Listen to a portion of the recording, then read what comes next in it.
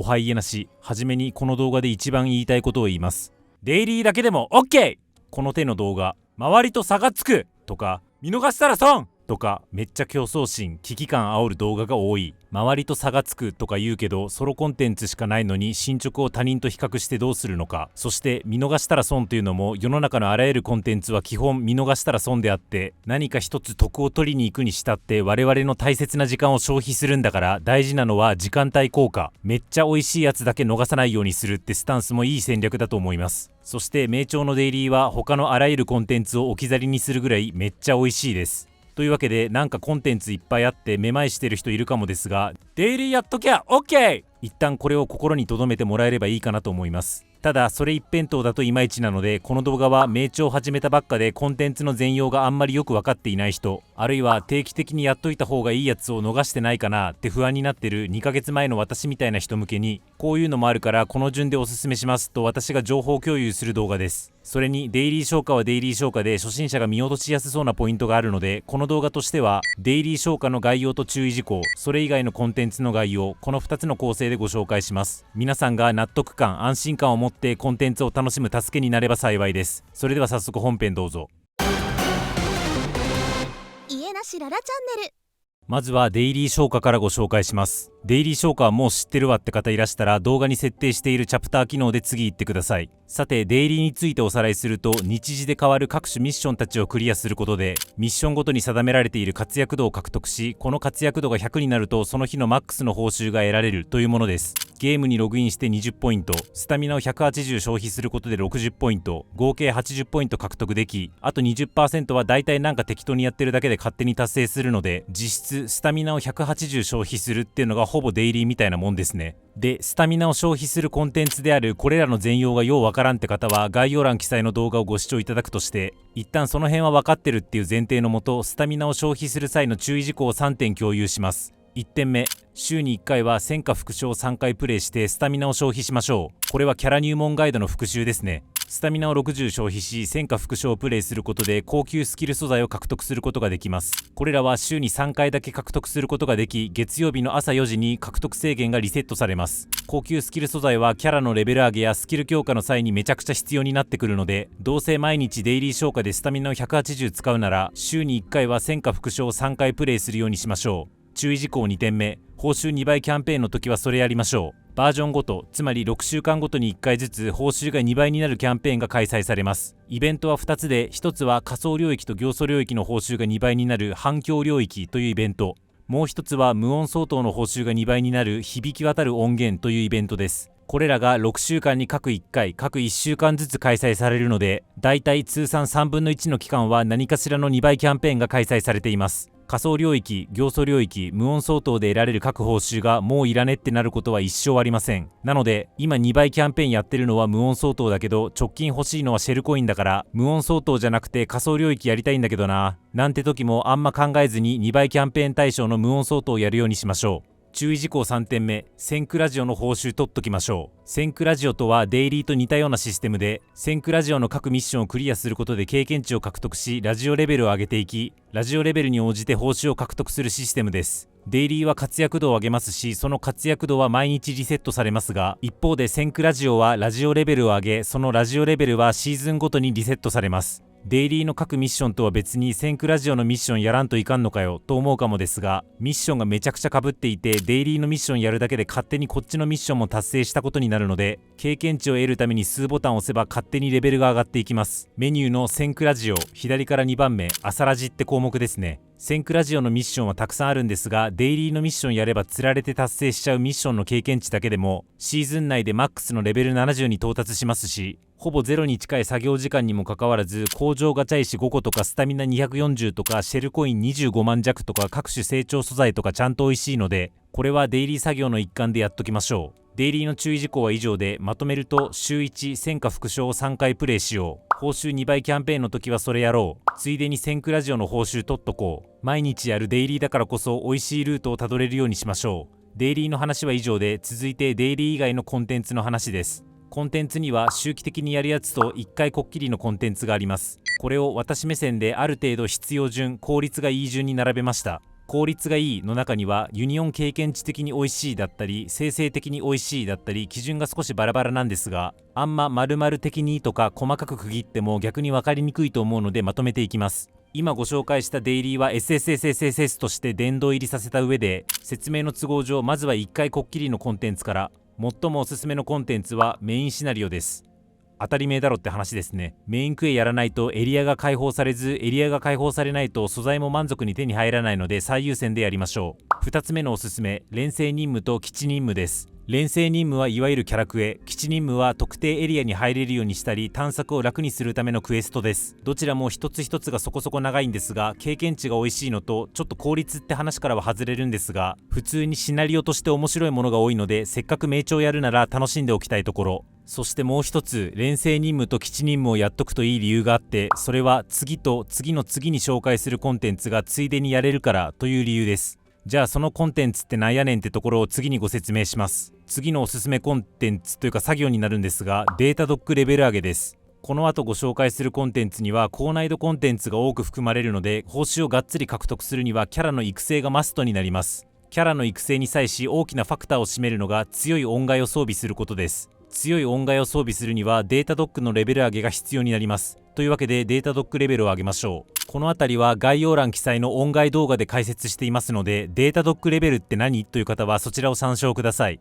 続いてのおすすめコンテンツがオルゴール集めです。特に今週エリアのオルゴール59個集めてレベル7に達し、漂白者のレベル限界突破に使う謎の暗号を累計2個獲得するのが目標になります。漂白者のレベルを動画投稿時点の最高値であるレベル90にするには謎の暗号が合計5個必要になりますが、長石任務を最新まで進めているとおそらく3個は手に入ってるはずです。なので残り2個をオルゴール通じて集めるってわけですね。オルゴールレベル7にするために必要な59個集めるにはそこそこ時間がかかるにもかかわらず、得られるガチャ石はたかだか5個分ぐらいなので美味しいかというと美味しくないんですが、これもさっきと同じ理屈で後続ご紹介するコンテンツをプレイするにはキャラの強化が必要なので、属性を自由に変更でき何かと便利な漂白者のレベルを最大まで上げるのは結構優先順位高いかなと判断してご紹介しました。で、フィールドワークが苦手な私からのおすすめなんですが、これらデータドックレベル上げとオルゴール集めはそれ単独でやると結構大変なので、さっきご紹介した連成任務や基地任務をやるついでに行うと効率的かと思います。要するに任務やるついでに目についた敵を倒したり、ミニマップ上でオルゴールを見つけたら獲得しようと試行錯誤してみる感じですね。もちろん連成任務や基地任務だけではデータドックレベル上げやオルゴール集めが完了するわけではないんですが、それでもある程度は進捗するはずです。フィールドワークが好きな人はフィールドワークを目的に活動すればいいですが、そうでない人は極力何かのついでにフィールドワークをやれると良いですね。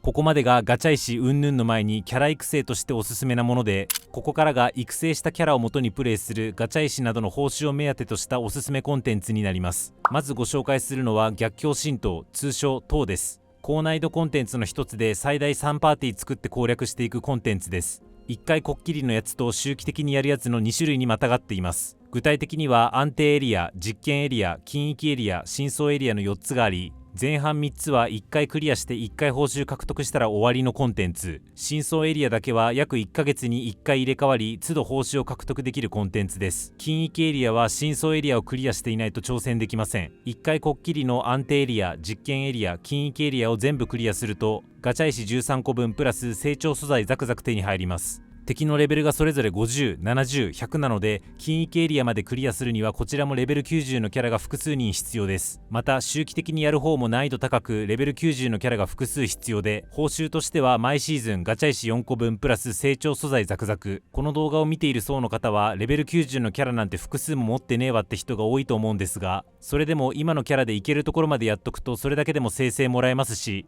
何よりキャラ育成した先ではこんなコンテンツをやることになるんだなみたくキャラ育成の目標感が生まれると思うので、早いこと着手してみるのをおすすめします。当のご紹介は以上で、続いてのおすすめコンテンツは死の歌がまとう海の廃墟、通称廃墟です。これも塔と同じく1回こっきりのやつと周期的にやるやつの2種類にまたがっています。具体的には近畿の領域というのが1回こっきりのやつで、再生の領域が周期的に1ヶ月おきにやるやつです。1回こっきりである近畿の領域の方の敵レベルはステージごとに徐々に上がっていき、最高でレベル85、報酬は最高でガチャ石5個分プラス成長素材そこそこ。周期的にやる再生の領域の方の敵はレベル90やレベル100と高めで、報酬はシーズンごとに最高でガチャ石5個分プラス成長素材そこそこです。これもとうと同じくとりあえず今行けるところまで行ってもらえるだけ報酬をもらい、残りはキャラ成長後に再チャレンジするというノリで向き合うと良いかと思います。なおとうと廃墟はそれぞれ1ヶ月おきに入れ子のように更新されるので、結果2週間に1回はどっちかの新たなコンテンツをプレイすることになります。廃墟は以上です。続いてのおすすめコンテンツはホロタクティクスです。強化されたボスを倒す正統派の高難易度コンテンツで、この動画投稿時点で13種類のボスがおり、各ボスにつき1から6と難易度が分かれています。なので 13×6 で78パターンあるということですね。各パターンにつき生成20個をはじめいろいろと成長素材がもらえるため、合計でもらえる報酬としてはガチャ約10回プラス成長素材たくさんと結構バカになりません。これも何億回も同じこと言ってますが、とりあえず体当たりだけしてみて勝てるところまでやってみるぐらいのノリでいいと思います。これは当や廃墟と違い期間限定要素はないので、モチベと相談して気長に臨みましょう。1回だけプレイするものとしてのおすすめコンテンツは以上で、他にも同票任務なりイベント任務なり逸話任務なりリナシータのオルゴール集めなりいろいろありますが、何か報酬を得るという面ではちりつもな世界なので、興味に応じてプレイできれば良いかと思います。続いて周期的にやるコンテンツのおすすめ紹介なんですが、実は大体出尽くしちゃってるので残ってる部分だけご紹介。1つ目、怒涛級あるいは津波級の音階吸収です。これも報酬目当てにやるコンテンツというより、その前段にあたるキャラ強化のためのおすすめ作業ですね。今から初心者の方かつこの音階解説動画を見てない方にとってはちんぷんかんぷんのこと言っちゃうんですけど、週に15回だけ怒涛級あるいは津波級のボスについては音階の獲得率が上がるので、自分が育てたいキャラの推奨音階に相当するボスを週に15回ぶっ飛ばしとくことで、今後やるかもしれない厳選のために音階を揃えていきましょうということです。言ってる意味がわからんという方は音階解説動画をご視聴ください。ただこれだけはこの動画でも言っておきますが、データドックレベルが15に至ってない人にはまだ不要な作業です。音階吸収云々の前にまずはデータドックレベルを上げましょう。音階吸収作業は以上で、続いての周期的なおすすめコンテンツはこちら、千の扉の奇想です。これはこちらの空ランクに応じて敵の強さが変動するため、当や廃墟、ホロタクと比べると高難易度コンテンツというものではありません。ふわーっと連続戦闘することでスコアをため、それと引き換えに生成やらを入手するものです。毎週挑戦することができ、マックスのスコアを獲得するとガチャ1回分の生成プラス成長素材ちょこっと手に入ります。パッと見スタミナが必要そうなコンテンツですが、スタミナを消費して無音符をプレイした時と同じ報酬を得るというオプションも選択可能ってだけで、スタミナはなくてもスコアは獲得可能ですし、スコアに応じた報酬も獲得できます。10分強ぐらいでガチャ石1個プラスアルファを獲得するものなので、無論デイリーと比べると効率はって感じではありますが、周期的にプレイする戦闘系コンテンツとしては珍しく高難易度ではないため、先に挙げた当や廃墟、ホロタクみたくそんなに鬼難しいコンテンツはという人には向いているコンテンツだと思います。千の扉の奇想の紹介は以上で、当と廃墟は紹介済みなので省略。周期的にやるやつのご紹介としては以上です。この他にもクマパンチによるシェルコイン稼ぎとかモネ稼ぎとか酢豚のための特級行為を週5個買っとくとか、いろいろあるっちゃあるんですけど、個人的にはここまで例示したものと比較すると少なくとも効率面ではまあって感じなので、興味があれば各自検索いただくぐらいで良いかと思います。おすすめコンテンツのご紹介は以上です。最後にもう2つだけ補足。1つ目、今回恒常的にやれるコンテンツのうちここで選べるやつは一切触れていません。なぜかというと簡単で、報酬的には全然美味しくないからです。ただ過去やった期間限定コンテンツを向上化したものではあるので、普通の任務とかよりはコンテンツの完成度が高めなので、面白いもんやりてえという目線でプレイするのはありかと思います。補足1点目は以上。2点目、今回期間限定コンテンツについてはまるっとご紹介していません。例えばこの動画投稿時点でリリースしているブブ企画見直し、掲げし誉れの旗、虚無領域のクライシスディメンション超越、激闘いざグローリーヒルズの頂へなどなど、なんでご紹介してないかというと、これらは直近バージョン 2.4 限りの期間限定コンテンツなので、今これらのコンテンツの報酬面での美味しい美味しくないに触れたところで、その情報すぐいらんくなるなと思ったので触れてません。その代わり私もようやく最新コンテンツに追いついたので、バージョン 2.5 からは一通り期間限定コンテンツの報酬の美味しい美味しくないについても触れていきたいなと思っています。限られた時間で皆さんに最大限美味しい思いをしてもらうためにも、今後出てくる情報をお見逃しのないようチャンネル登録よろしくお願いいたします。最後の補足についても以上です。なんか結局ごちゃごちゃご紹介しちゃいましたが、もう一回言います。デイリーやっときゃ OK です。なんならデイリーだって別に1週間逃そうが親が死ぬわけじゃないし。誰かと名調の進捗競ってるわけでもないんですから、自分のペースでこの面白ゲームを満喫しましょう。ここ間違ってない？言うてこれはやっといた方がいいよというものがあればぜひコメントください。家なしララは限られた時間で名調を最大限楽しむためのコンテンツを提供しています。今後作成する動画もお見逃しのないようチャンネル登録よろしくお願いいたします。動画作成次第 X でも速報するので、そちらのフォローもよろしくお願いします。また表では言いにくい裏話をメンバーシップで話していますので、そちらも何卒デイリーやっときゃ OK。 おついえなし。